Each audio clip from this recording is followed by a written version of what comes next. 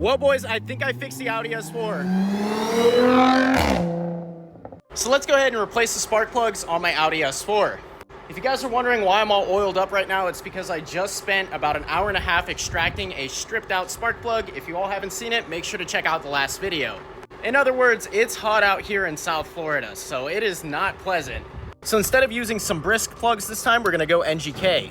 And all of these are actually pre-gapped. I checked every single one to 0.026 as recommended. You can see that right there. By the end of this video, I'm really hoping that I no longer have a misfiring S4, and if that's the case, I'm gonna take it on an almost 3-hour road trip tonight. I'll grab the torque wrench in a second and torque them all to spec. And now the entire Audi is pretty much back together, so we'll give it a start and see if it still misfires. This is the first start since I replaced the plugs, did all the maintenance on this car, PCV, etc. Let's see if it misfires. So it used to misfire on every cold start. It doesn't misfire right now.